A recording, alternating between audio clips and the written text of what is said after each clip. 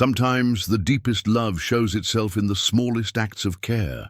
For Arthur, it was the daily ritual of bandaging his golden retriever's wound that never quite healed. For 12 years, the 68-year-old widower had tended to the same mark. On Daisy's side, every morning his gentle hands would clean and wrap the wound with quiet devotion. Daisy would sit still, trusting completely, just as she had since the day Arthur found her limping through his cornfield. The wound had been there from the beginning, stubborn and mysterious. Arthur never questioned it. He simply cared for it, the way he'd once cared for his late wife. But when Daisy's limp suddenly returned, a trip to the vet changed everything.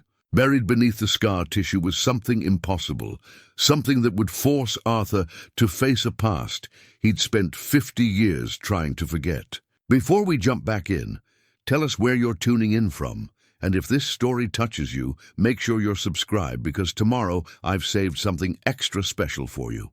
The kitchen clock chimed 6 o'clock, its familiar sound echoing through the quiet farmhouse as Arthur Brennan reached for the medical supplies he kept in the cabinet above the sink. The routine never varied. Coffee first, black, strong, the way Martha had made it for 40 years, then tend to Daisy's wound before the morning chores began. His weathered fingers wrapped around the chain at his neck, feeling the weight of Martha's wedding ring against his chest. 3 years since she'd passed, and he still wore it there, close to his heart, unable to bring himself to put it away with her other belongings that remained untouched in their bedroom upstairs. "Come here, girl," Arthur called softly, his voice carrying the gentle authority that came from decades of caring for living things. Daisy padded across the worn linoleum floor, her golden coat catching the early morning light streaming through. The gingham curtains Martha had sewn 25 years ago. The dog's tail wagged once, a simple acknowledgement of their shared ritual, before she settled into position beside Arthur's chair. The wound was there, as it had been every morning for 12 years, a peculiar mark on Daisy's left side, about the size of a silver dollar. It never fully healed, but it never worsened either, existing in some strange middle ground that had puzzled Arthur from the beginning. The scar tissue was thick and raised, forming an irregular pattern that reminded him of a topographical map, all ridges and valleys that told a story he couldn't quite read. Arthur dipped a clean cloth into the warm water he'd prepared, wringing it out with practiced efficiency. Daisy's breathing remained steady and calm as he cleaned around the edges of the wound, her amber eyes fixed on his face with complete trust. This moment of connection, of quiet purpose, had become the anchor of his days. "There we go, old girl," he murmured, applying the antibiotic ointment with the same careful attention he'd once given to Martha during her final months, when cancer had ravaged her body but never broken her spirit. Just like always. The farmhouse. Around them held 43 years of shared memories. Arthur had carried Martha over the threshold in 1981, both of them young and full of dreams about the life they'd build together on the 160 acres his father had left him. The walls still bore the marks of their journey, faded photographs of harvests and holidays, Martha's collection of blue willow china displayed in the dining room hutch, the pencil marks on the kitchen doorframe where they'd measured the height. Of the children they'd never had. They'd tried for years to start a family. Martha had endured 3 miscarriages with grace and determination, each loss drawing them closer together rather than driving them apart. When the doctors finally told them it wasn't meant to be, they'd channeled their parental instincts into the land itself, nurturing crops and tending to the occasional stray animal that wandered onto their property. Daisy had been the last of those strays, and by far the most important.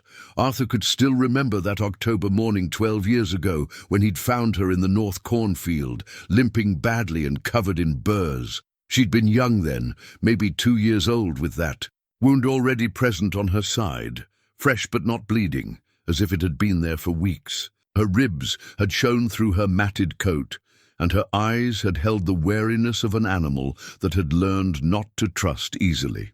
Martha had been in the final stages of her illness by then, confined mostly to their bedroom, but still insisting on helping with the dog's care. She'd named her Daisy after the wildflowers that grew along their property line, saying the dog had the same resilient beauty, able to thrive in unlikely places. "She found us for a reason," Martha had whispered one evening as Daisy curled up on the rug beside their bed. "Animals know things we don't. She'll be good company for you when I'm gone." Arthur had protested, unable to accept what they both knew was coming. But Martha had been right about everything, including Daisy's purpose in his life. The dog had stayed by Martha's side during those final weeks, seeming to understand the gravity of the situation with an intuition that amazed the hospice nurses. Now, 3 years later, Daisy remained Arthur's most constant companion in a world that had grown increasingly quiet. The farmhouse sat on a gravel road 5 miles outside of Millbrook, Iowa, population 847. The nearest neighbor was half a mile away, and Arthur preferred it that way. He'd grown comfortable with solitude, finding peace in the rhythms of rural life that had shaped him since childhood. His days followed a predictable pattern: morning care for Daisy, breakfast of oatmeal and coffee, then outside to tend the small vegetable garden Martha had loved. He'd scaled back the farming operation significantly after her death, leasing most of the acreage to younger farmers who had the energy and equipment for large-scale agriculture. But he kept a few acres for himself: corn, soybeans, and Martha's garden, enough to maintain his connection to the land without overwhelming his aging body. Afternoons were for maintenance and repairs, the endless small tasks that kept a property running. Arthur was handy with tools, a skill learned from his father and honed through decades of necessity. He could fix most anything that broke, from leaky faucets to broken fence posts, finding satisfaction in the tangible nature of such work. Evenings belonged to Daisy and his memories. They'd sit on the front porch as the sun set, Arthur in Martha's old rocking chair, Daisy at his feet. Sometimes he'd read aloud from the farming journals he subscribed to, his voice filling the silence. Other times they'd simply watch the changing. Seasons paint the landscape in different shades of beauty. The townspeople of Millbrook knew Arthur as a quiet, dependable man who kept to himself, but could be counted on in a crisis. When the Henderson family's barn burned down 2 years ago, Arthur had been among the first to arrive with tools and helping hands. When old Mrs. Patterson needed her driveway plowed, Arthur would show up with his truck before she could ask. But he rarely accepted invitations to social gatherings, politely declining church suppers and community events with the same gentle firmness he'd employed since Martha's death. He had no close friends, no family nearby to check on him. There had been a brother once, Michael, 2 years younger, but that relationship had ended decades ago, under circumstances Arthur preferred not to revisit. Their parents were long dead, and Arthur had outlived most of his generation. At 68, he existed in that strange liminal space between active life and what came after, sustained by routine and the simple pleasure of caring for Daisy. The dog finished her breakfast while Arthur prepared his own.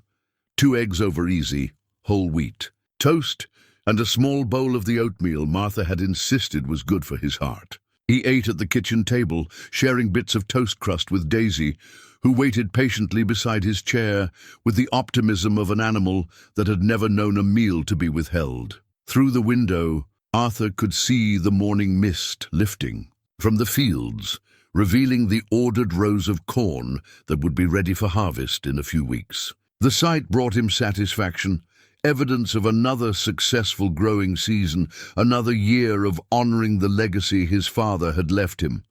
This land had sustained 3 generations of Brennan men, and though there would be no fourth, Arthur took pride in maintaining its productivity. After breakfast, he would usually head outside to begin the day's work. But something made him pause. Daisy had finished eating, but hadn't moved from her position beside the table. Usually, she'd be at the door by now, eager for their morning walk around the property. Instead, she remained still, her breathing slightly labored. Arthur knelt beside her, his hand finding the familiar spot behind her ears that always made her tail wag. Today, the response was muted, her tail offering only a half-hearted flutter before falling still again. It was subtle, the kind of change that might escape a casual observer's notice, but Arthur knew this dog better than he'd known most humans. "What is it, girl?" he asked softly, running his hands along her sides, feeling for any obvious signs of distress. Daisy leaned into his touch but didn't stand, and Arthur felt the first stirring of concern in his chest. In 12 years, Daisy had rarely shown signs of illness or discomfort beyond the mysterious wound that had been present from the beginning. He helped her to her feet, noting the slight hesitation in her left rear leg, the same side as her perpetual wound. She walked slowly toward the door, her usual enthusiasm dampened by something Arthur couldn't quite identify. Age, perhaps. At 14, Daisy was entering the twilight of her life, though she'd always seemed younger than her years. They made their morning rounds at a more leisurely pace than usual, Daisy stopping frequently to rest in the shade of the oak tree that dominated the front yard. Arthur found himself watching her more carefully, cataloguing each subtle change in her movement and demeanor. By the time they returned to the house, he'd made a decision that surprised him with its immediacy. It was time to take Daisy to see Dr. Patricia Hendricks, the veterinarian who'd taken over the practice in Millbrook after old Doc Miller retired. Arthur had been putting off routine checkups for months, telling himself that Daisy was fine as long as he maintained her daily care. But something in her eyes this morning, a weariness he hadn't seen before, told him that his careful attention might not be enough anymore. The Millbrook Veterinary Clinic occupied a converted farmhouse on the edge of town, its white clapboard siding and green shutters giving it a homey appearance that belied the modern equipment inside. Arthur had called ahead, and Dr. Patricia Hendricks agreed to see Daisy that afternoon, her voice warm, with the kind of professional concern that reminded him why Martha had always preferred female doctors. Daisy rode in the passenger seat of Arthur's pickup truck, her head resting against the window as familiar farmland rolled past. The 20-minute drive to town was one they'd made infrequently over the years, annual rabies shots, the occasional injury from encounters with farm equipment or wild animals. But this felt different, weighted with an urgency Arthur couldn't quite name. Dr. Hendricks met them in the examination room, a woman in her early 40s with graying brown hair, pulled back in a practical ponytail, and eyes that held the quiet intelligence Arthur associated with people who'd spent their lives caring for creatures that couldn't speak for themselves. "How long has she been limping?" she asked, her hands already moving over Daisy's body with practiced efficiency. "Started this morning," Arthur replied, though he wondered now if he'd been missing subtler signs for weeks. "She's always had that wound on her side, never healed properly but never got worse either." Dr. Hendricks paused in her examination, her fingers exploring the raised scar tissue with particular attention. "This is unusual. May I ask how she got it?" "She had it when I found her 12 years ago. Figured maybe she'd been caught in barbed wire or tangled with a piece of farm equipment before she came to us." The veterinarian's frown deepened as she continued her palpation of the wound area. "Mr. Brennan, I'd like to take some x-rays. There's something hard beneath the scar tissue that doesn't feel like normal healing." Arthur felt his chest tighten. "You think it's cancer? I don't want to speculate until I can see what we're dealing with. Would you mind waiting in the front room while I get some images?"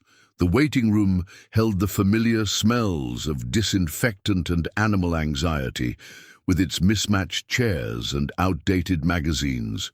Arthur sat with his hands folded, Martha's ring pressing against his sternum as he tried to prepare himself for bad news. At 14, Daisy had lived a good, long life. If this was the beginning of the end, he would face it with the same dignity Martha had shown during her final months. 30 minutes later, Dr. Hendricks returned with an expression Arthur couldn't read. She carried a manila folder and gestured for him to follow her back to the examination room, where Daisy waited on the metal table, her tail offering a weak wag at his return. "The X-rays show something I've never seen before," Dr. Hendricks began, clipping the films to the light box. "On the wall. There's a foreign object embedded in the tissue, but it's not what I expected." Arthur studied the ghostly images, trying to make sense of the shadows and contrasts. "What kind of object?" "It appears to be metal, roughly rectangular, about the size of a dog tag." She pointed to a white shape, clearly visible against the grey backdrop of Daisy's ribs. "But here's what's remarkable.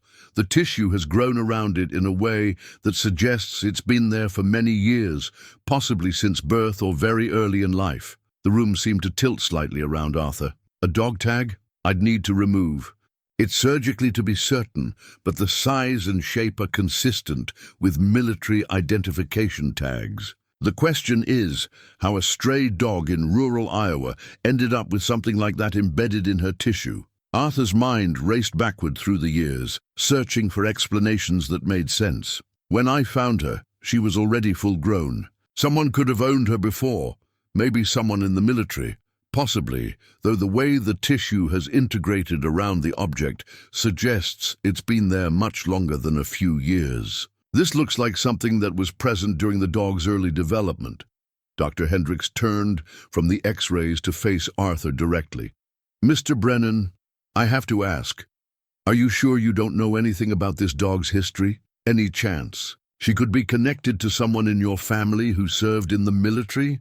The question hit Arthur like a physical blow, though he couldn't immediately say why. Images flashed through his mind unbidden.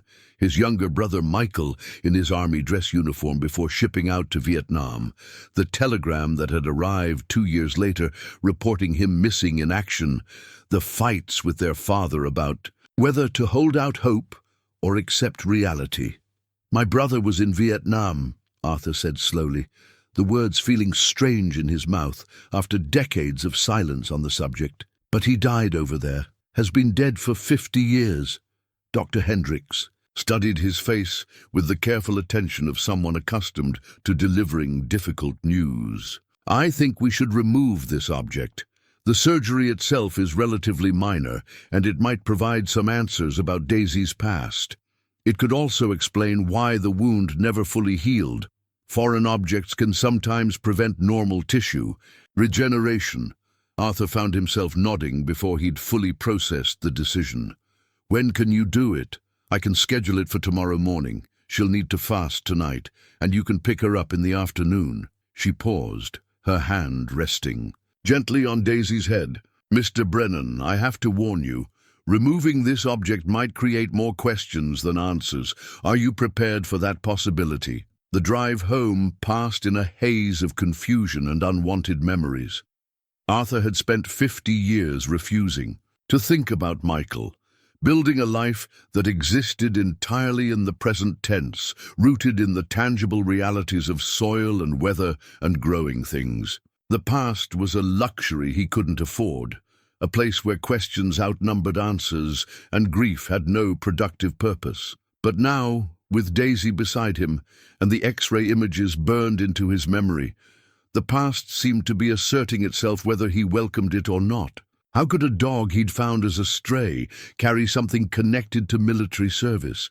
How could tissue grow around an object in the precise pattern of scar tissue he'd been tending for 12 years? At home, he went through the motions of his evening routine, feeding Daisy her usual dinner, though she ate less than normal, settling into Martha's rocking chair on the front porch as the sun painted the sky in shades of orange and pink. But his mind couldn't find its usual peace in the familiar rhythms of rural evening.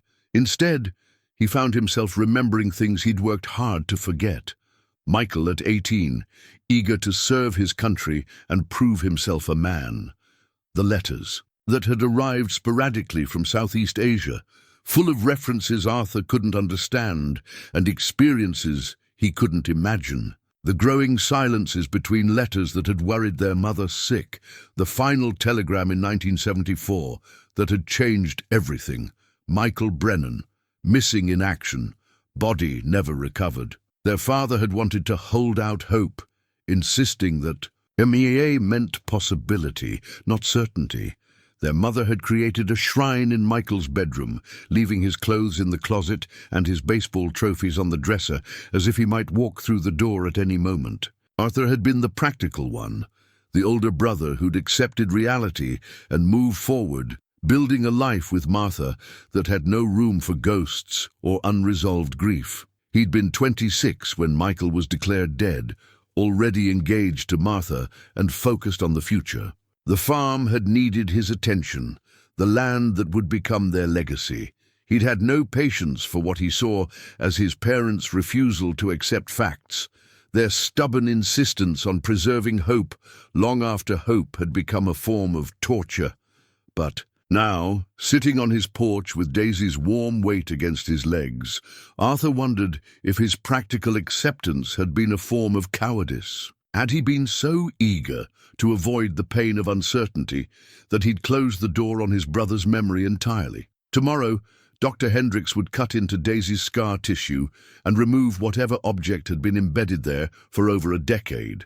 Part of Arthur hoped it would be nothing significant, a piece of old farm equipment maybe, or some random bit of metal that had worked its way into the dog's tissue through pure accident. But a larger part of him, a part he'd kept buried for 50 years, wondered if his careful, ordered life was about to be turned upside down by a truth he'd never thought to look for. Arthur barely slept that night.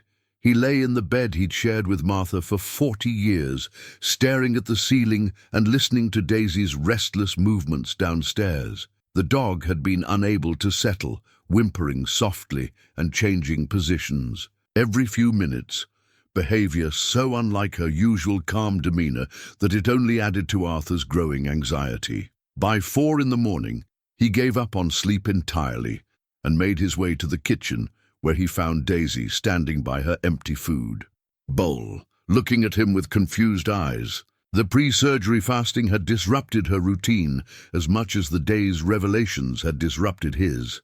"I know, girl," he murmured, kneeling to stroke her head.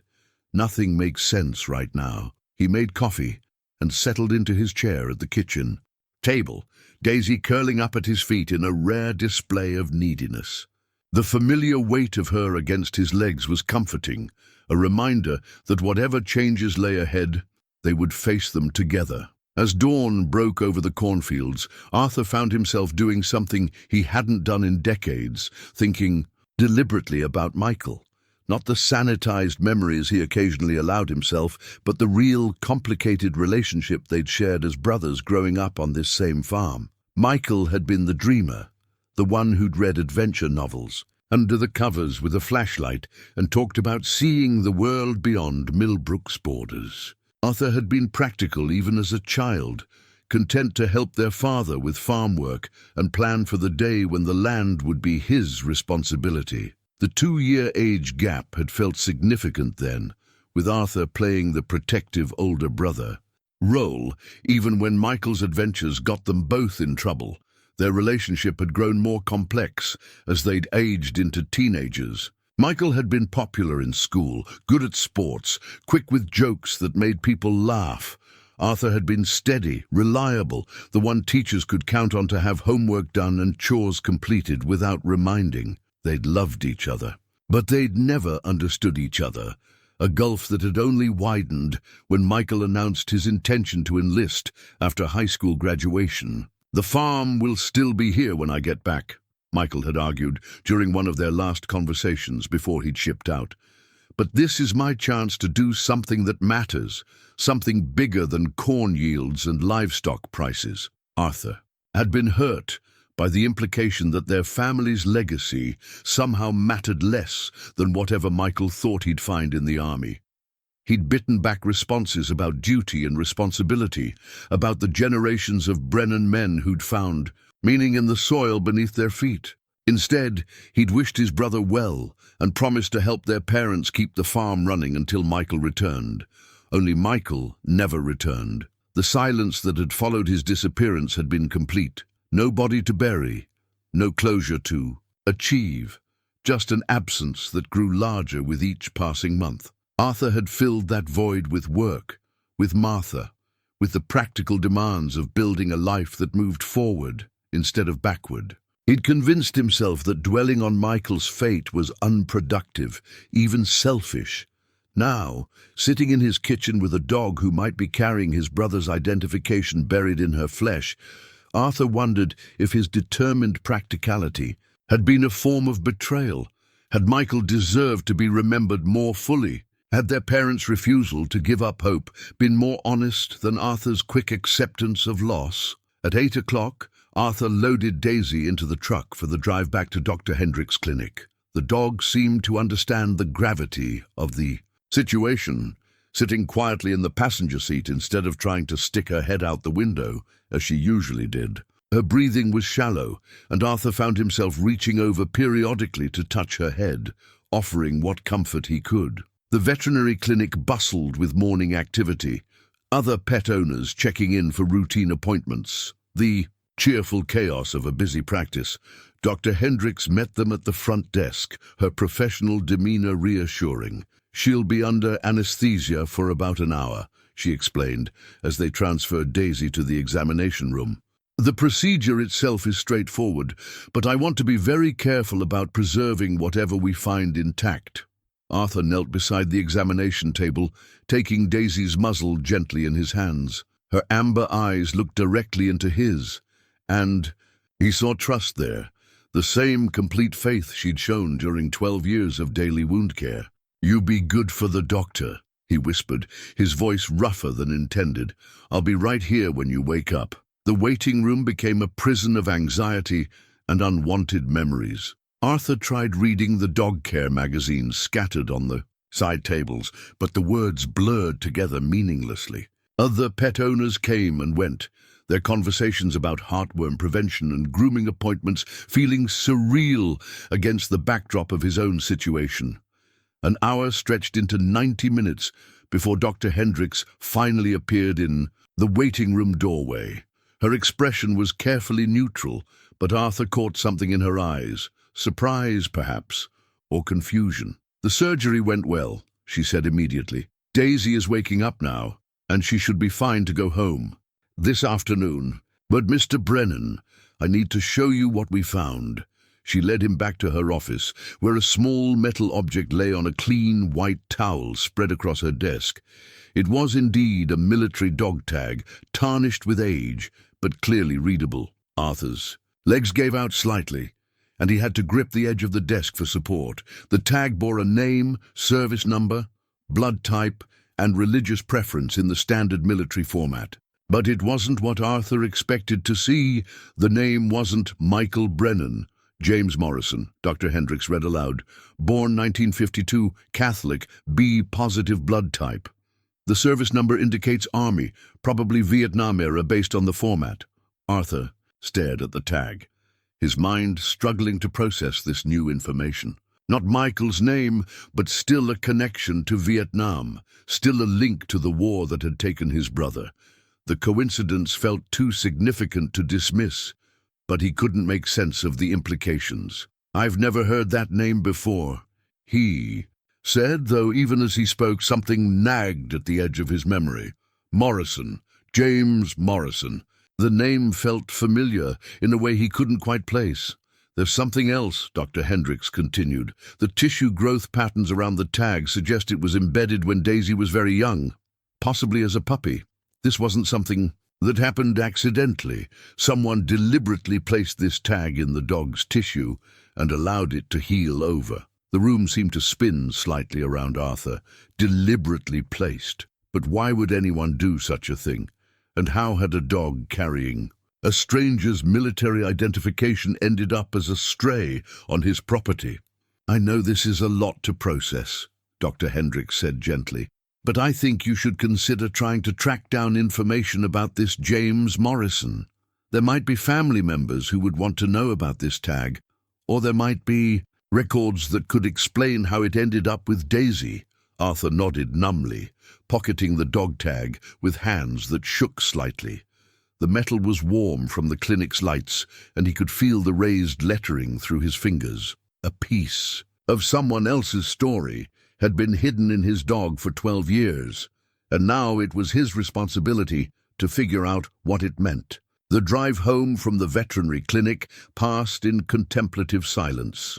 Daisy slept in the passenger seat, still groggy from anesthesia, while Arthur's mind churned through possibilities that seemed increasingly impossible. James Morrison. The name continued to tug at something deep in his memory, like a word on the tip of his tongue that wouldn't quite form. Back at the farmhouse, Arthur helped Daisy to her favorite spot on the living room rug, before settling into Martha's recliner. With the dog tag clutched in his palm, the afternoon light streaming through the windows caught the tarnished surface, highlighting the careful military lettering that had been hidden for so many years. He studied every detail of the tag, searching for clues he might have missed. The service number was long and began with the prefix that indicated Army service during the Vietnam era. The religious preference was listed as Catholic, same as Arthur's own family had been, at least nominally. But it was the blood type that made him pause.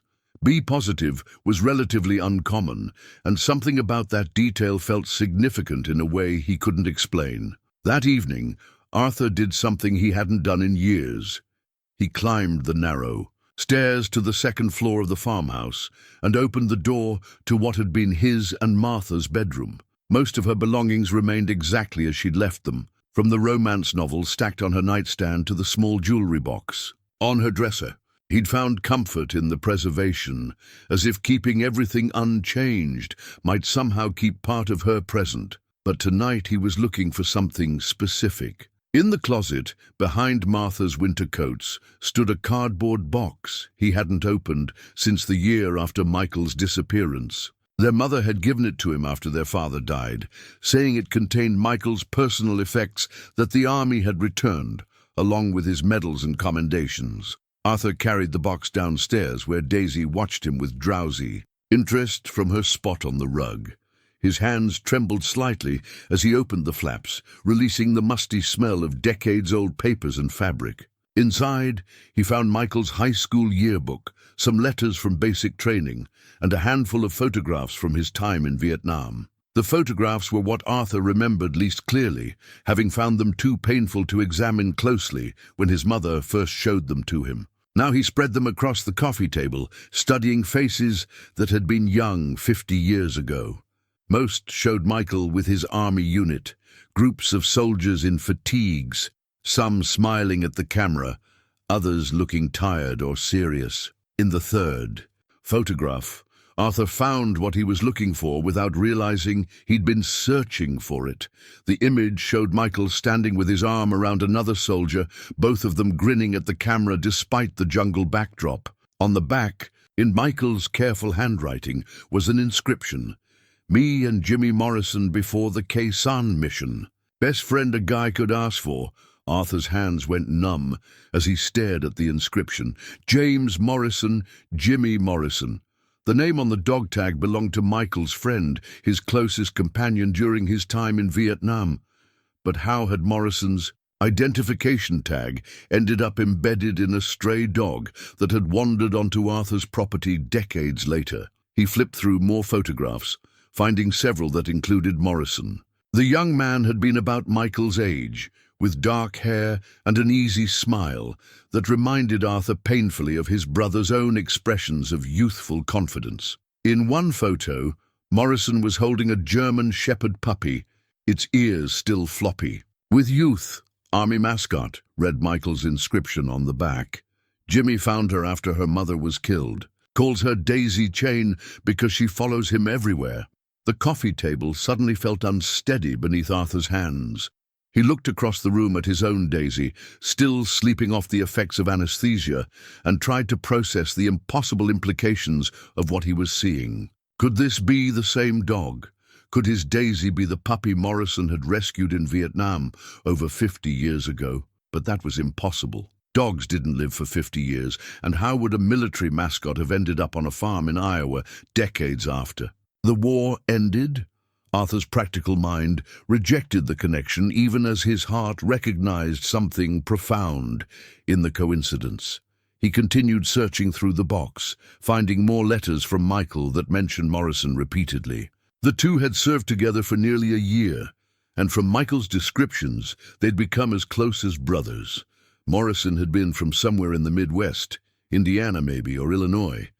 He'd planned to study veterinary medicine when he returned from the war, hoping to work with animals rather than continuing in military service. Near the bottom of the box, Arthur found something that made his breath catch. It was a letter from Michael dated 2 weeks before he'd gone missing, and it contained news Arthur had never heard before. "Dear Mom and Dad," the letter began in Michael's familiar handwriting. "I have to tell you something that might be hard to hear. Jimmy Morrison was killed 3 days ago during a patrol near the DMZ. I know I've written about him a lot, and I want you to know he was like a brother to me. Maybe closer than a brother because we chose each other out here, where choice is a rare thing. He had this dog, a German shepherd he'd raised from a puppy. The unit commander wanted to put her down after Jimmy died, said we couldn't afford to feed a non-working animal. But I couldn't let that happen. Jimmy loved that dog more than anything, and she's all that's left of him now. I've arranged to have her shipped home to his family in Indiana, along with his personal effects. I hope you can understand why I had to do this. Sometimes the most important things we do don't make sense to anyone else, but they make perfect sense to us. Jimmy would have done the same for me." Arthur's vision blurred as he finished reading the letter. The timeline was beginning to make sense, though the implications were staggering. Morrison had died shortly before Michael went missing. Michael had arranged to send Morrison's dog back to his family in Indiana. But somehow, decades later, that same dog, or a descendant carrying Morrison's identification, had ended up as a stray on the Brennan farm. The questions multiplied faster than Arthur could process them. Had the dog somehow escaped and survived? All these years, had Morrison's family kept the dog and later bred it, passing down the embedded tag through generations? Or was there something else? Some connection between Morrison's family and Arthur's own that he'd never discovered. As darkness settled over the farmhouse, Arthur found himself with more questions than ever, but also with something he hadn't felt in 50 years, a sense of connection to his brother's experience that went beyond grief and loss. Michael had saved Morrison's dog out of love and loyalty, the same impulses that had led Arthur to care for Daisy all these years. Perhaps the most important things they did really didn't make sense to anyone else, but made perfect sense to them. Arthur spent the following morning at the Millbrook Public Library, a small brick building that had served the community for 60 years. The librarian, Mrs. Eleanor Whitfield, had known Arthur since childhood and greeted him with the kind of gentle curiosity reserved for patrons whose visits were infrequent but purposeful. "I need to research someone who served in Vietnam," Arthur explained, settling at one of the computers with the awkward determination of someone unaccustomed to digital searches. James Morrison, probably from Indiana or Illinois. Mrs. Whitfield helped him navigate the online databases, showing him how to access military records and newspaper archives. The search results were overwhelming at first. Dozens of James Morrisons had served during the Vietnam era, but when Arthur added the service number from the dog tag, the results narrowed to a single match. James William Morrison, born March 15, 1952, in Cedar Rapids, Iowa. Enlisted in the Army, January 1971. Killed in action, April 12, 1974, near the demilitarized zone. Survived by parents William and Dorothy Morrison of Cedar Rapids and sister Margaret Morrison of the same address. Arthur stared at the screen, his heart hammering against his ribs. Cedar Rapids was less than 2 hours from Millbrook. Morrison hadn't been from Indiana or Illinois. He'd been from Iowa, practically. A neighbor in terms of Midwestern geography. The coincidence felt too significant to ignore. He printed out everything he could find about Morrison, including obituaries and news articles about local soldiers killed in Vietnam. The Cedar Rapids Gazette had run a feature story about Morrison 2 weeks after his death, describing him as a young man who loved animals and planned to become a veterinarian after his military service. The article included quotes from his parents about their son's letters home, many of which mentioned his friendship with another Iowa boy, Michael Brennan from Millbrook. The mention of his brother's name in connection with Morrison's family made Arthur's hands shake as he held the printouts. These families had been aware of each other 50 years ago, connected by the friendship between their sons in a war zone halfway around the world. But Arthur had never heard the Morrison name before yesterday, which meant his parents had kept that connection to themselves. Back at home, Arthur spread the printed articles across his kitchen table while Daisy watched. From her favorite spot on the floor, the surgical site was healing well. Dr. Hendricks had said the stitches could come out in a week, but the dog seemed changed by the experience. She was quieter than usual, more inclined to stay close to Arthur's side rather than wandering around the property as she normally did. One detail from Morrison's obituary kept nagging at Arthur's attention. The article mentioned that Morrison's personal effects, including his beloved German shepherd, Daisy Chain, had been returned to his family through the efforts of fellow soldier Michael Brennan. The timing matched Michael's letter perfectly, confirming that his brother had indeed arranged for Morrison's dog to be sent home to Iowa. But what had happened to the dog after that? Had Morrison's family kept her? Had she lived out her life in Cedar Rapids, or had something else occurred that eventually led to her or her offspring ending up as a stray on the Brennan farm 12 years ago? Arthur found the current phone directory and looked up Morrison listings in Cedar Rapids. There were still several, including a Margaret Morrison Hartley, who might be Morrison's sister. His finger hovered over the numbers for several minutes before he finally dialed. The phone rang 4 times before a woman's voice answered, cautious but polite. "Hello? Is this Margaret Morrison Hartley?" Arthur asked, his throat suddenly dry. "Yes. Who's calling?" "My name is Arthur Brennan. I'm calling from Millbrook, and I believe your brother James served in Vietnam with my brother Michael." The silence on the other end of the line stretched long enough that Arthur wondered if the connection had been lost. When Margaret finally spoke, her voice was thick with emotion. "Michael Brennan," she repeated slowly. "Oh my goodness, Jimmy wrote about Michael in every letter. They were so close, like brothers," he said. "Michael was the one who made sure Jimmy's things came home to us after he died, including his dog," Arthur said. "Daisy Chain, yes. Such a sweet animal, but she was never quite the same after Jimmy was gone. Dogs know, you understand. She grieved for him terribly." Arthur felt his chest tighten.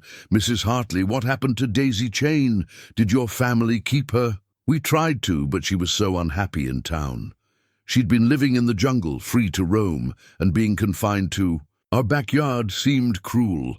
My parents found a farm family willing to take her, people with enough land for her to run. That would have been in late 1974 or early 1975. Do you remember which family?" "The Andersons, I think.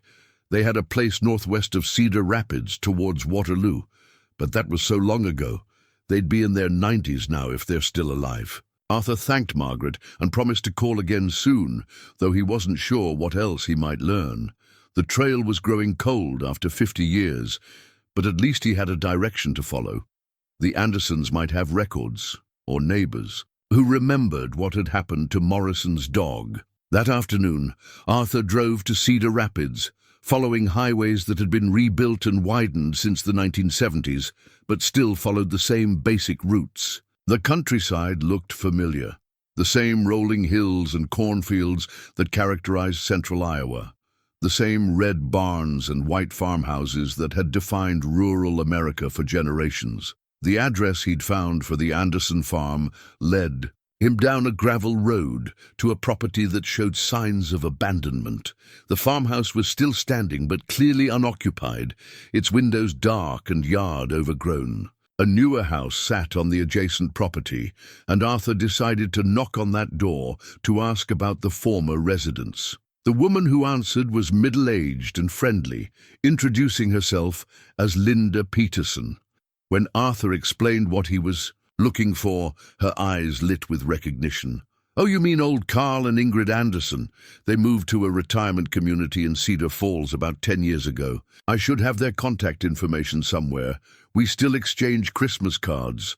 While Linda searched for the information, Arthur found himself studying the abandoned farmhouse, wondering what stories its walls might tell. Had Morrison's dog lived there? Had she been happy on this land, free to roam as Margaret had hoped? Here it is, Linda said, returning with a slip of paper. Sunset Manor in Cedar Falls. Carl's probably in his mid-90s now, but he was sharp as a tack last time I saw him. If anyone would remember a dog from 50 years ago, it would be Carl. Arthur thanked Linda and drove back toward home, his mind churning with new questions and possibilities. The trail was getting warmer, leading him closer to understanding how Morrison's dog tag had ended up with his Daisy. But each answer seemed to generate more mysteries, and he was beginning to realize that unraveling this story might require him to confront truths about his family's past that had been buried for decades. Sunset Manor sat on a quiet street in Cedar Falls, its brick facade and well-maintained grounds suggesting the kind of retirement community where residents paid premium prices for dignity in their final years. Arthur had called ahead, and the staff had confirmed that Carl Anderson was indeed a resident and would be happy to receive a visitor. Arthur found him in the community room, a man in his mid-90s with white hair and bright blue eyes that seemed to catalogue every detail of his surroundings. Despite his age, Carl's handshake was firm and his voice clear when he introduced himself. "So you're asking about a German Shepherd from the Vietnam War," Carl said, after Arthur had explained his visit. "That takes me back a ways, but I remember her well. Daisy Chain, the Morrison family called her. Beautiful dog, but troubled when she first came to us. They settled into comfortable chairs by the window overlooking the manor's garden." Carl's hands showed the permanent stains and calluses of a lifetime working the land, and Arthur felt an immediate kinship with this man, who'd spent his years coaxing life from Iowa soil. "The Morrison girl, Margaret, I think, called us in early 1975, said they had this military dog that needed a farm to run on. My Ingrid and I had just lost our old collie, and the place felt empty without a dog around." Carl paused, his eyes distant with memory. "But Daisy Chain was different from any dog we'd ever had. She'd been through things, you could see it in her eyes." "What kind of things?" Arthur asked. "War things. She'd flinch at loud noises, wouldn't come when you called sometimes, and she had this habit of digging, not playful digging like most dogs, but desperate digging, like she was trying to bury something or dig something up. We'd find holes all over the property, some of them 3 feet deep." Arthur thought of his own Daisy's gentle nature, so different from the traumatized animal Carl was describing. "How long did you have her?" "About 8 years. She settled in eventually, especially after she had her first litter. That seemed to calm something in her, having puppies to care for. We kept one of them, a female we called Daisy too, though Ingrid always said that was confusing." Carl chuckled at the memory. "The original Daisy lived to be 14 or 15, which was good for a big dog like that. She's buried under the oak tree behind our old farmhouse." Arthur felt his pulse quicken. "What happened to her offspring?" "Well, Daisy too lived with us until she was about 10. Then she started getting restless like her mother had been. One night she just disappeared, broke through the fence and wandered off. We searched for weeks, put ads in the papers, but never found her. That would have been around 1993 or 1994, I'd guess." The timeline was beginning to align with Arthur's memories. He'd found his Daisy in 1999, but she'd been young then, maybe 2 years old. If Daisy too had disappeared in 1993 or 1994 and later had puppies of her own, the math could work. "Mr. Anderson, did you ever notice anything unusual about the original Daisy Chain? Any old injuries or scars?" Carl's eyebrows raised. "Funny you should ask. She had this mark on her side that never healed quite right. Not painful, mind you. She never seemed bothered by it. But the hair never grew back properly over it, and it always felt different when you petted her there. Thicker, like scar tissue." Arthur's heart hammered as he reached into his pocket and pulled out Morrison's dog tag. Did the Morrison family ever mention that Daisy Chain might have been carrying something like this? Carl's eyes widened as he examined the tarnished metal. Jimmy Morrison's identification tag. Well, I'll be damned. He looked up at Arthur with new interest. Where did you find this? It was embedded in the tissue of a dog I've been caring for, a golden retriever, found as a stray 12 years ago. The veterinarian removed it surgically just 2 days ago. Carl was quiet for a long moment, turning the dog tag over in his weathered hands. That would explain the digging, he said finally, and why that spot on her side never healed properly. Someone buried this in the dog's tissue on purpose. But who would do such a thing? Someone who wanted to make sure Jimmy Morrison's memory survived, even if his dog didn't. Carl handed the tag back to Arthur. You said your brother was friends with Morrison in Vietnam. Arthur nodded. Michael Brennan. He arranged for the dog to be sent home after Morrison was killed. Then maybe your brother was the one who put this tag in the dog, a way of making sure his friend's identification would always be with her, even if she couldn't understand what it meant. The idea hit Arthur like a physical blow. Michael had been resourceful, deeply loyal to his friends, and certainly capable of performing minor surgery on an animal if he'd felt it was necessary. The timeline worked. Morrison had been killed in April 1974, and Michael had gone missing 2 weeks later. There would have been time for him to embed the tag in the dog's tissue before arranging for her transport back to Iowa. But why would Michael have done something so drastic? And how had the dog tag survived through multiple generations? Of animals to end up with Arthur's Daisy? There's something else you should know, Carl continued. The original Daisy Chain wasn't just carrying Morrison's memory. She was pregnant when she died, and we never did figure out how that happened. She was too old, and there hadn't been any male dogs around our place. But sure enough, she had one last puppy about a month before she passed. Beautiful little golden retriever mix. Arthur felt the world tilt slightly. What happened to that puppy? We found homes for most of Daisy Chain's litters over the years, but that last puppy was special. Gentle like her mother, but without the war trauma. We gave her to a young family from Millbrook who'd lost their farm dog to old age. Nice folks. The husband worked at the grain elevator, I think. Do you remember their names? Carl's brow furrowed with concentration. Started with a B, I think. Brennan, maybe. Or was it Branson? He looked at Arthur with sudden intensity. Wait a minute. You said your last name was Brennan and you're from Millbrook. Arthur's mouth went dry. My parents never mentioned getting a dog from you. This would have been around 1990 or 1991.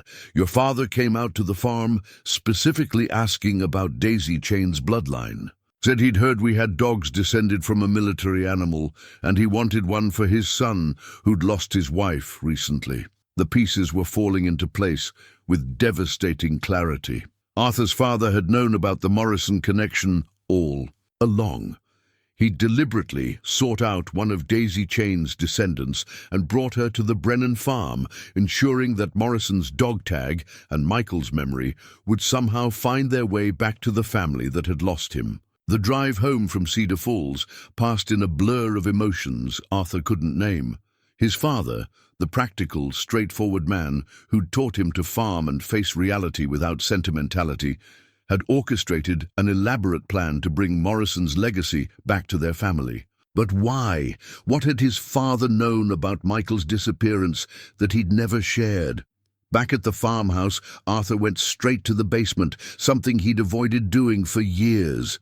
The lower level of the house had always been his father's. Domain, workshop, storage area, and office rolled into one cluttered space that smelled of motor oil and old paper. After his father's death in 1995, Arthur had simply closed the door and left everything untouched, too overwhelmed by grief and responsibility to sort through decades of accumulated belongings.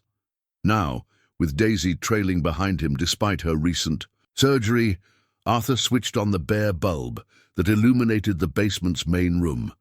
Workbenches lined the walls, covered with tools and machinery parts his father had never thrown away. But Arthur was looking for something specific: the filing cabinets where his father had kept important papers and correspondence.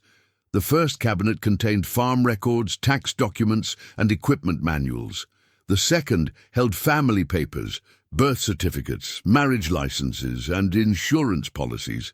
But in the third cabinet, behind folders full of seed catalogues and agricultural bulletins, Arthur found a manila envelope marked Michael in his father's careful handwriting. Inside were documents Arthur had never seen before. Letters from the Department of Defense about Michael's missing in action status, correspondence with Veterans Affairs about survivor benefits, and most shocking of all, a series of letters from other soldiers who'd served with Michael, including 3 from James Morrison that had been forwarded to the family after his death. Arthur sat heavily on his father's old stool and read Morrison's letters by the dim basement light. The first 2 were routine, polite introductions to Michael's family, updates on their unit's activities, expressions of gratitude for care packages. But the third letter, dated just days before Morrison's death, contained information that reframed everything Arthur thought he knew. "Dear Mr. and Mrs. Brennan," Morrison had written, "I need to tell you something about Michael that he's probably too modest to share himself. 3 weeks ago, our unit was ambushed during a reconnaissance mission near the DMZ. Michael saved my life and the lives of 4 other soldiers by drawing enemy fire away from our position. He was wounded in the process. Not seriously, thank God, but he could have been killed. I know you're worried about him, as any parents would be, but I want you to know that your son is the best man I've ever served with. He talks about your farm all the time, about how he wants to come home and work the land with his father and brother.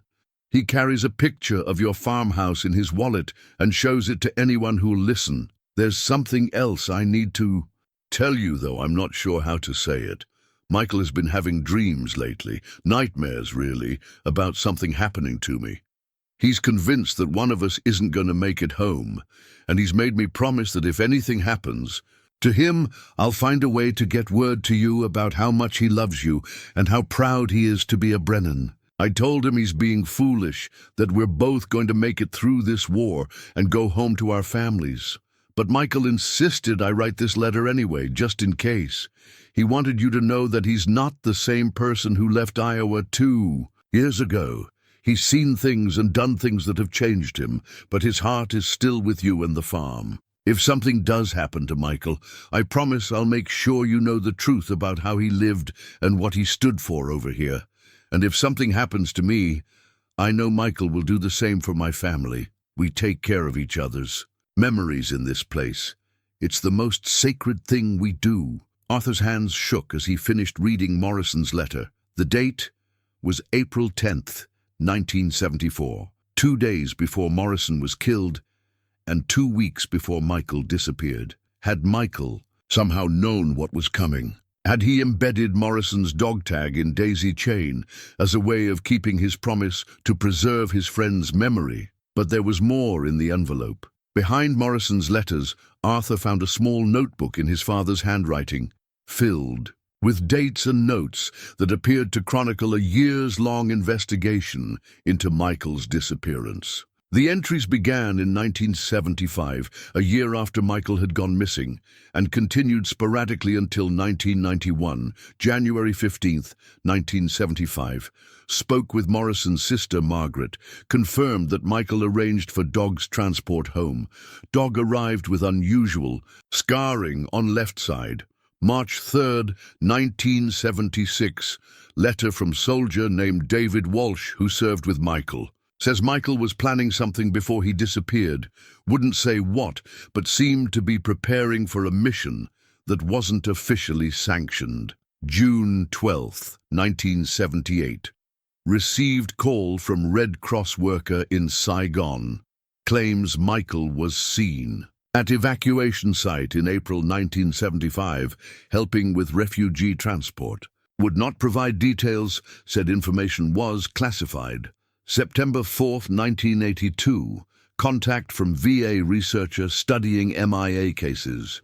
Michael's disappearance shows pattern consistent with soldiers who went underground to continue humanitarian work after. Official withdrawal. No confirmation but possibility he survived initial incident.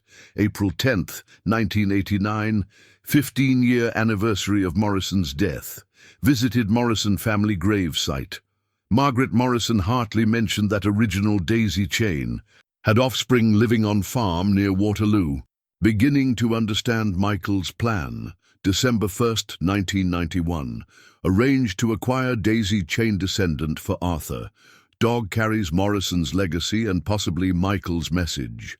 If Michael is still alive somewhere, he would want to know his friends. Memory survived. If he's dead, this is his way of telling us he kept his promise. Arthur stared at the final entry, his father's words blurring through tears he hadn't expected. His father had spent 17 years investigating Michael's disappearance, following leads and connections that suggested his younger son might have survived his official death. The dog, Arthur's Daisy, hadn't been a random act of kindness from a father to his grieving son. She'd been a deliberate message, a way of honoring both Morrison's memory and Michael's promise. But the most shocking revelation was yet to come. At the bottom of the notebook, in his father's increasingly shaky handwriting, was a final entry dated just months before his death. August 15th, 1995, received unsigned postcard from Thailand. Picture of Buddhist temple, postmark from Bangkok. Message on back, the farm looks beautiful in your letters to the VA. Tell Arthur I'm proud of how he's cared for the land. Some promises take a lifetime to keep. A friend who remembers Iowa corn. Arthur's vision tunneled as he reread the entry. The handwriting analysis his father had included suggested the postcard had been written by someone trying to disguise their natural penmanship. But certain letter formations were consistent with samples of Michael's writing from high school. His father had died believing, that Michael was alive somewhere in Southeast Asia, probably working with refugee organizations or humanitarian groups that operated outside official channels. The timing made sense. The fall of Saigon in 1975 had created chaos that could have allowed a missing soldier to disappear completely, especially if he'd chosen to stay behind and help with evacuation efforts. Arthur climbed the basement stairs, on unsteady legs, his mind reeling with implications he wasn't ready to process. If his father was right, if Michael had survived and was living somewhere in Thailand or another Southeast Asian country, then everything Arthur had believed about his family's story was wrong. But more importantly, if Michael was still alive, he would be in his 70s now, old enough to want closure, to want reconnection with the family he'd left behind. And Arthur's Daisy, carrying Morrison's dog tag embedded in her tissue, might be the key to finding him. The phone rang as Arthur reached the kitchen, its shrill tone making both him and Daisy jump. He answered without checking the caller ID, his voice rough with emotion. "Arthur Brennan. Mr. Brennan, this is Margaret Morrison Hartley. We spoke yesterday about my brother Jimmy and your brother Michael." "Yes, Mrs. Hartley. What can I do for you?" "I've been thinking about our conversation, and I remembered something important. About 6 months ago, I received a letter from someone, claiming to be researching Vietnam veterans who'd worked with refugee animals during the war. The letter specifically mentioned Jimmy and asked about what had happened to his dog after the war." Arthur's grip tightened on the phone. "Who sent the letter?" "It was signed by someone named M. Brennan, and the return address was from a humanitarian organization in Bangkok, Thailand. I didn't think much of it at the time. I get occasional inquiries about Jimmy from researchers and historians, but given our conversation yesterday, I thought you should know." The basement discovery suddenly made perfect sense. Michael wasn't just alive, he was actively searching for connections to his past, trying to piece together what had happened to Morrison's legacy after all these years. And somehow, that search was about to lead him back to the farm where he'd grown up, and to the brother who'd spent 50 years believing he was dead. Arthur spent the next 3 days in a state of suspended animation, moving through his daily routines while his mind churned through the implications of what he'd discovered. Margaret Morrison Hartley had provided him with the address from the Bangkok Letter, a humanitarian organization called Southeast Asian Animal Rescue that appeared to be legitimate when Arthur researched it online at the library. The organization's website was sparse but professional, describing their work with street dogs and abandoned animals throughout Thailand, Vietnam, and Cambodia. Most significantly, their staff directory included an M. Brennan, listed as a field coordinator with over 20 years of experience in animal welfare programs. Arthur had written and rewritten a dozen letters to that address, but none of them felt adequate to the magnitude of what he was trying to communicate. How did you tell someone you'd believed dead for 50 years that you'd been caring for his best friend's legacy? How did you explain that their father had spent 17 years searching for proof of life, and that the answer had been hidden in a dog's scar tissue all along? On the fourth day, Arthur made a decision that surprised him with its simplicity. Instead of trying to craft the perfect letter, he would send something that spoke more directly than words ever could. He carefully packaged Morrison's dog tag along with copies of the photographs showing Michael and Morrison together in Vietnam, adding only a brief note. Michael, if this finds you, I've been taking care of Morrison's promise. Come home when you're ready. The farm is waiting. Arthur, he included his phone number and address, then drove to the Cedar Rapids post office to send the package via registered mail to Bangkok. The clerk, a middle-aged woman with kind eyes, noticed his hands shaking as he filled out the customs forms. Important package? She asked gently.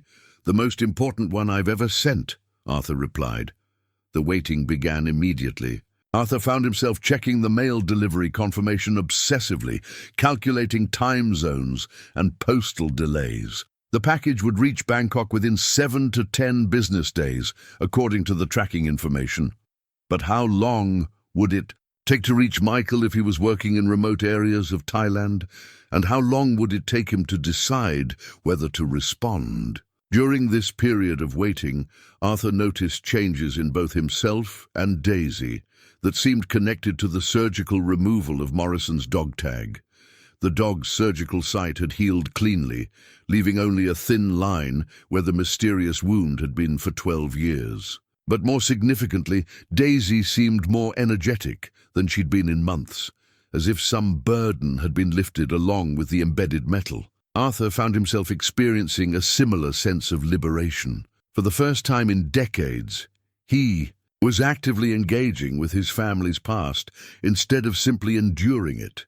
He cleaned out more of his father's belongings, not to forget, but to understand. He called his few remaining distant relatives, asking questions about family history that he'd never bothered to explore.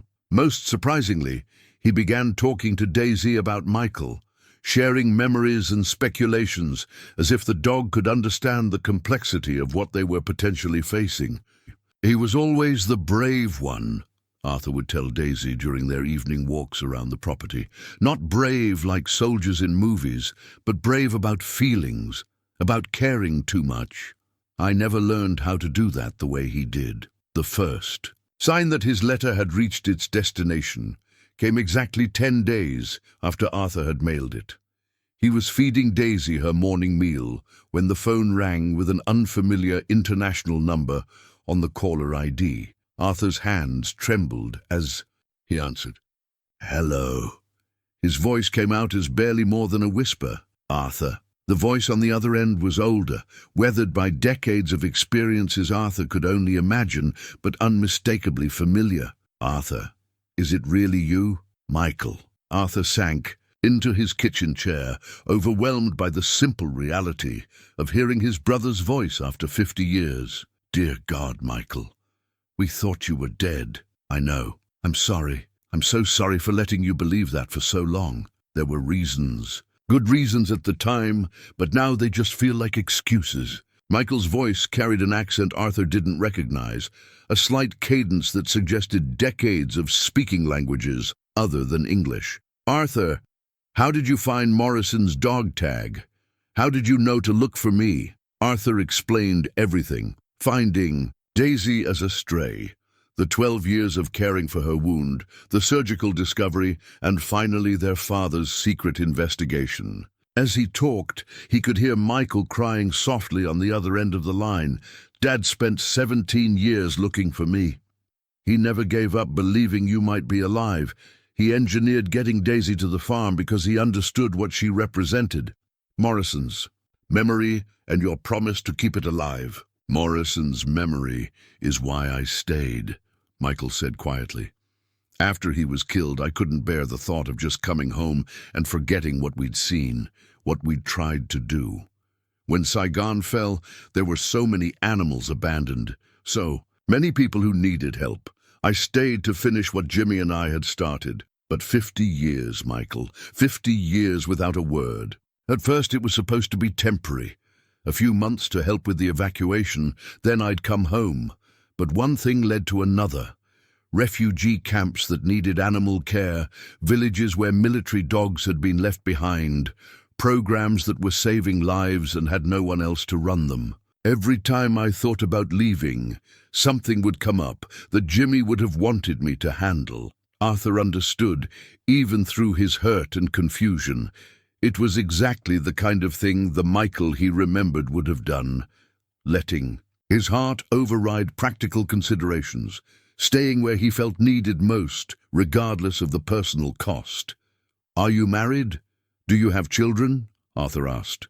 "I was married for 15 years to a wonderful woman named Ploy. She died of cancer in 2003. No children. We tried, but it wasn't meant to be, just like you and Martha." Michael paused. "I heard about Martha's death through the VA newsletters. I'm sorry I couldn't be there for you." They talked for 2 hours, filling in decades of separation with the careful attention of people who understood they were rebuilding something that had been broken for most of their adult lives. Michael told Arthur about his work with animal rescue organizations, about the refugee camps where he'd provided veterinary care, about the remote villages where he'd trained local people to care for working animals. Arthur shared the quieter story of his life, the farm operations, Martha's illness and death, the careful solitude he'd constructed around himself and Daisy. As they talked, both men began to recognize how their separate paths had been shaped by the same fundamental loss, the same need to honor something larger than themselves. "I want to come home," Michael finally said. "Not permanently. My work here is too important to abandon completely. But I want to see the farm again, to meet Daisy, to visit the places where we grew up together." "When?"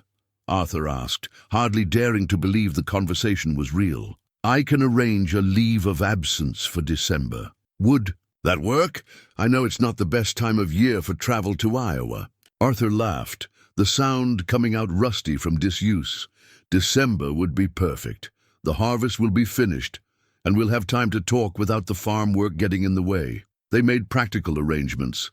Michael would fly into Cedar Rapids, Arthur would pick him up at the airport, and they would spend 2 weeks together on the farm that had shaped them both. As the conversation wound down, both men seemed reluctant to hang up, as if ending the call might somehow break the fragile connection they'd re-established. "Arthur," Michael said finally, "thank you for taking care of Morrison's memory all these years.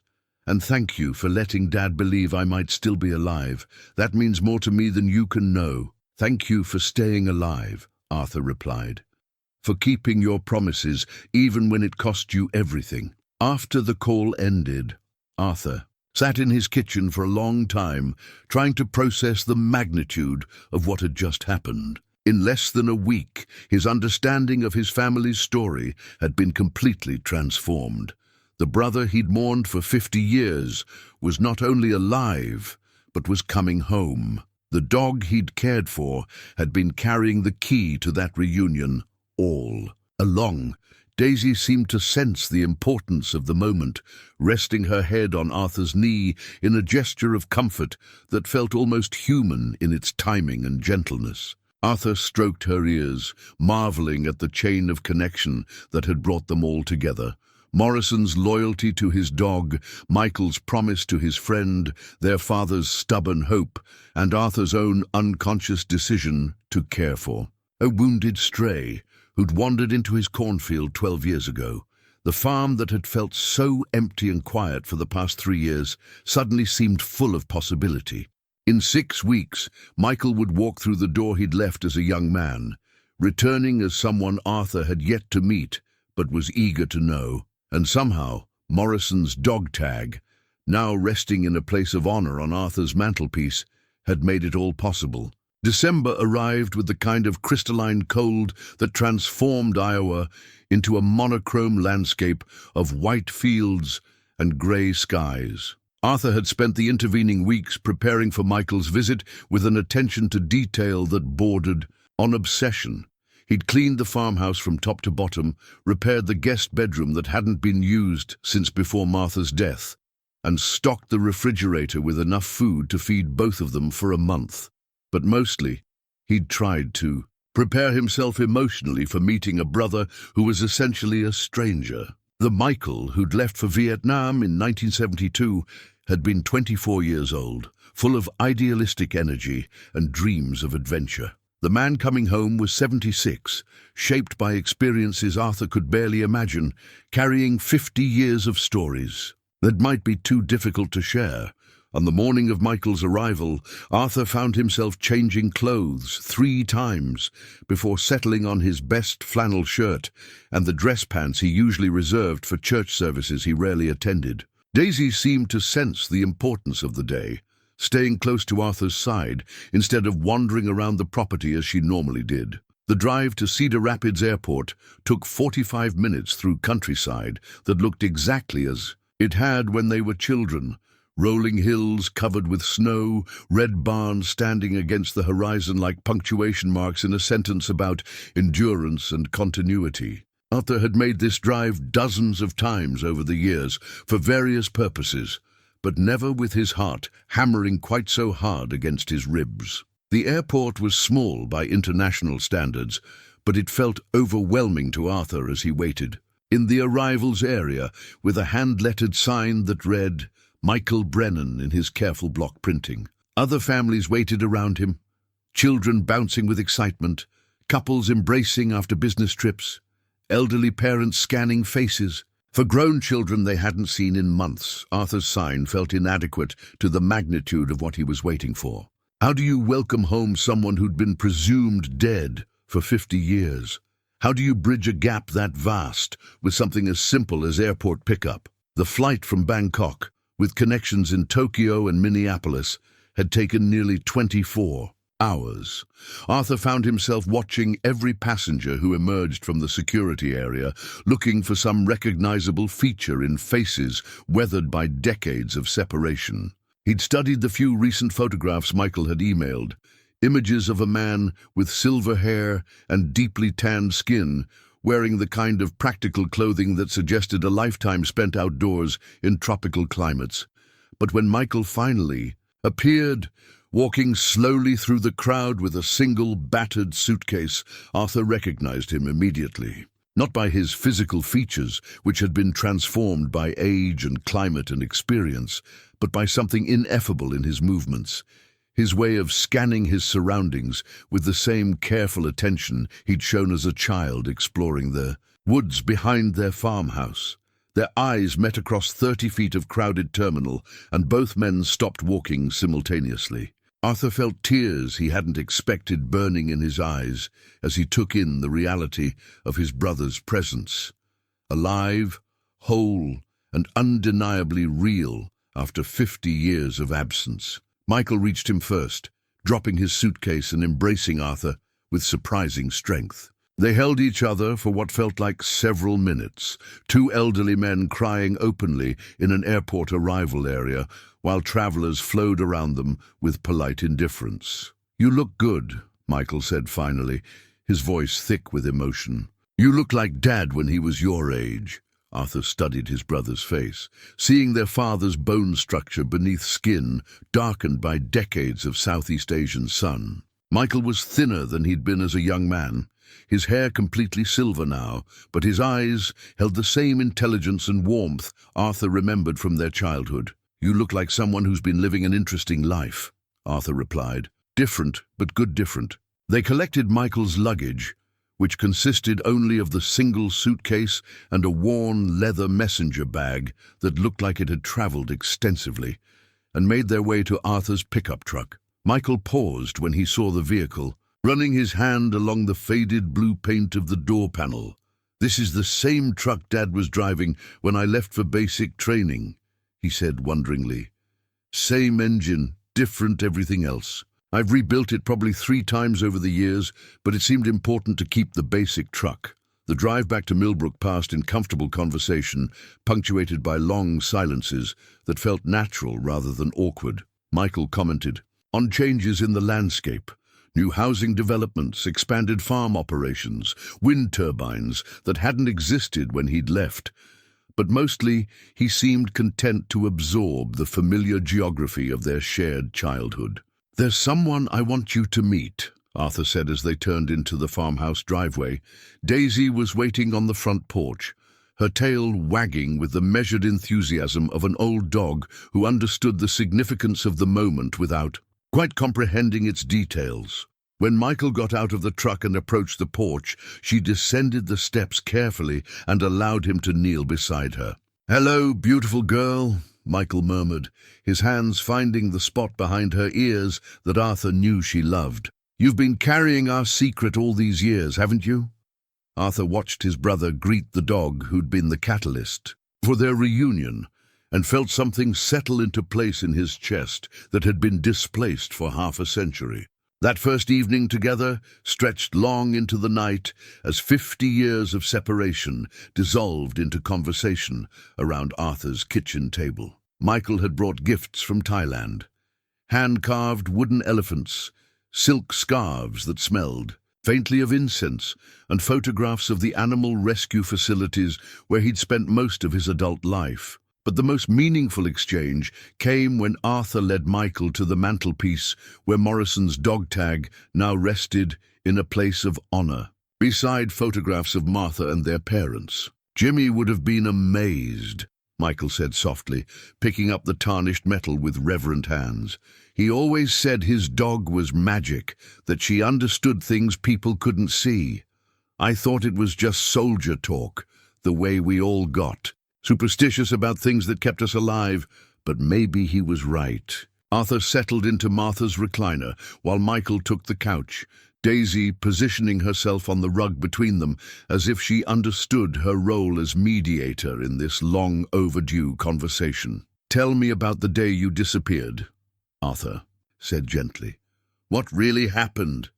Michael was quiet for a long moment, his fingers absently stroking Morrison's dog tag. "We were on a patrol near the DMZ, looking for signs of enemy movement. Standard reconnaissance, nothing that should have been dangerous. But our intelligence was wrong. The area was crawling with enemy soldiers, and we walked right into an ambush."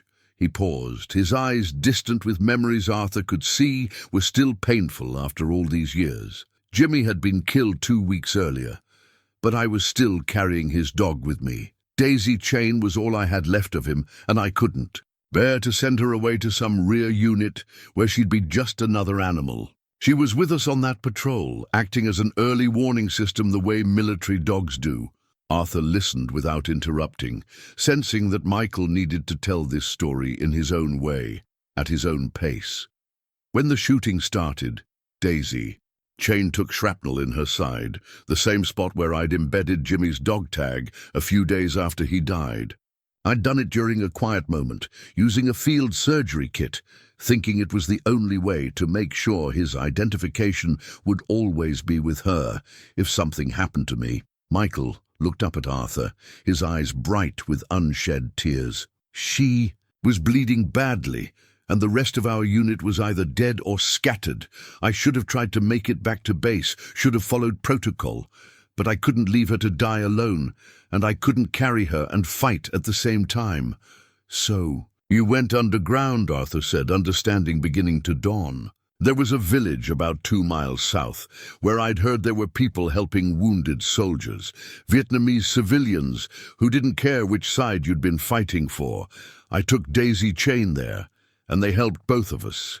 By the time I was strong enough to travel, the official search for our patrol had been called off. I was listed as missing, presumed dead. Michael shifted on the couch, Daisy raising her head to look at him with what seemed like understanding. I should have made contact then, should have found a way to let you know I was alive. But the village was caring for dozens of wounded animals, abandoned by both armies, and they needed someone with veterinary training to help them. Jimmy had taught me enough field medicine to be useful, and I kept thinking I'd stay just a few more weeks, just until the worst cases were stabilized. Arthur could see how those weeks had turned into months, and months into years, and years into decades. It was exactly the kind of thing the Michael he remembered would have done, letting compassion override self-preservation, staying where he felt most needed, regardless of the personal cost. Daisy Chain lived for 8 more years after that. Michael continued. She became the mother of dozens of puppies, all of them carrying her intelligence and gentleness. When she died, I buried her in the village where we'd both healed, and I thought that was the end of the story. But it wasn't, Arthur said. No, it wasn't. I started getting reports from other animal rescue workers about dogs in the refugee camps that looked like Daisy Chain's offspring. Then I heard from a Vietnamese family who'd immigrated to Iowa in the 1980s about a dog they'd brought with them that had an unusual scar on its side. The trail kept leading back toward home. Toward you. Michael leaned forward, his voice growing intense with emotion. Arthur, I've been looking for one of Daisy Chain's descendants for 20 years, hoping to find some connection back to the family I'd lost. When Margaret Morrison Hartley told me about the dog you'd been caring for, I knew it had to be more. And then coincidence. Arthur felt the final pieces of the puzzle clicking into place. She found us, he said simply. Just like Martha always said, animals know things we don't. She found her way back to the family that had been looking for her, carrying the proof we needed to bring you home. Michael nodded, tears flowing freely now. Jimmy's dog tag brought us all together. Him, me, you, and Daisy. Some promises really do take a lifetime to keep. 3 months later, Arthur stood in the same cornfield where he'd first found Daisy 12 years earlier, watching his brother kneel beside a simple granite marker they'd placed under the old oak tree. The stone bore a simple inscription, "In memory of James Morrison and all the promises kept in his honor." Michael had extended his visit from 2 weeks to 3 months, and then made the decision Arthur had hoped for but hadn't dared to request. He would stay permanently. At 76, he was ready to step back from the demanding fieldwork of Southeast Asian animal rescue, though he would continue to serve as a consultant and fundraiser for the organizations he'd helped build. The work will continue without me, he'd told Arthur during one of their long evening conversations. I've trained good people, established sustainable programs, but I can't get back the 50 years I missed with my family, and I don't want to waste whatever time we have left. The transition had been easier than either brother had expected. Michael possessed the same fundamental connection to the land that had shaped Arthur's life, and despite 50 years in tropical climates, he'd quickly readjusted to Iowa winters and farming rhythms. They'd decided to convert part of the farmhouse basement into a small veterinary clinic where Michael could provide care for local animals, a service the rural community had needed for years. More importantly, they'd learned to be brothers again. The conversations came easily now, flowing between childhood memories and adult experiences, with the comfortable rhythm of people who'd rediscovered their shared language. They worked well together too, Michael's medical knowledge complementing Arthur's practical farming expertise in ways that surprised them both. Daisy had thrived in the months since Morrison's dog tag had been removed from her tissue.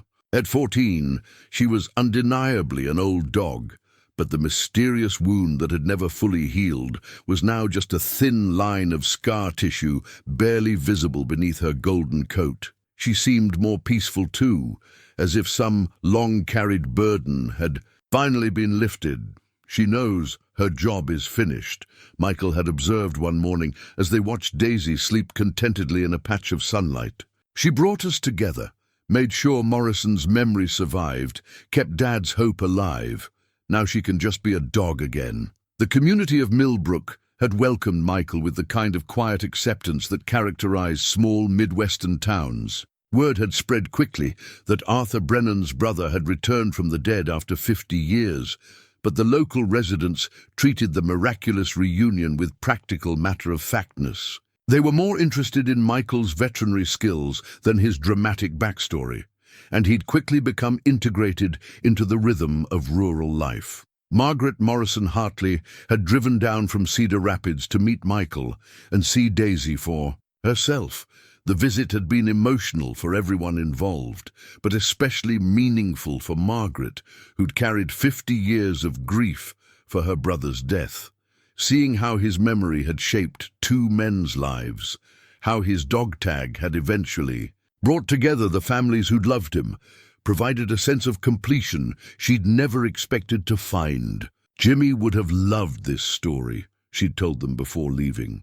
He always believed that love was stronger than death, that the connections we make don't end just because someone isn't physically present anymore. You've proven him right. As spring arrived and the farm prepared for another growing season, Arthur found himself experiencing emotions he hadn't felt in decades. The property that had felt so quiet and empty after Martha's death now buzzed with conversation and purpose. Michael had brought with him not just his presence, but stories and perspectives that had enriched Arthur's understanding of the world. Beyond Millbrook's borders, they'd established new routines that honored both their individual preferences and their rediscovered relationship. Morning coffee together while Michael tended to any animals in his makeshift clinic, and Arthur reviewed the day's farm work. Evening walks around the property with Daisy, discussing everything from crop rotation to Southeast Asian politics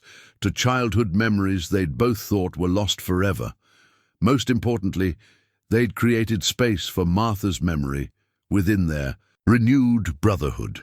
Michael had visited her grave in the Millbrook Cemetery, bringing wildflowers and stories about the animal rescue work she would have loved to hear about. He'd helped Arthur sort through her belongings, not to pack them away, but to integrate them more meaningfully into the life of the farmhouse they now shared. "She would have liked you," Arthur told Michael one evening as they sat on the front porch, watching the sunset paint the sky in shades of orange and pink. "I wish I could have known her," Michael replied, "but I can see her influence everywhere. In this house, in the way you've cared for the land and for Daisy. She helped shape the man who was able to take care of Morrison's legacy all these years." As the first anniversary of their reunion approached, Arthur reflected on the chain of seemingly small decisions that had led to this moment. His choice to care for a wounded stray dog, his father's quiet investigation into Michael's disappearance, Michael's promise to preserve Morrison's memory, Morrison's love for his dog. Each link in the chain had been forged by love and sustained by hope, creating a connection strong enough to span 50 years and bring a family back together. Daisy still accompanied them on their evening walks, though at a slower pace now, that acknowledged her advancing age. Arthur had accepted that their time together was limited, but he no longer felt the anticipatory grief that had once made every moment with her bittersweet. She'd completed her purpose, delivered the message she'd been carrying for 12 years, and brought home the brother Arthur had thought was lost forever. Some promises, Arthur had learned, really did take a lifetime to keep, but they were always worth the wait.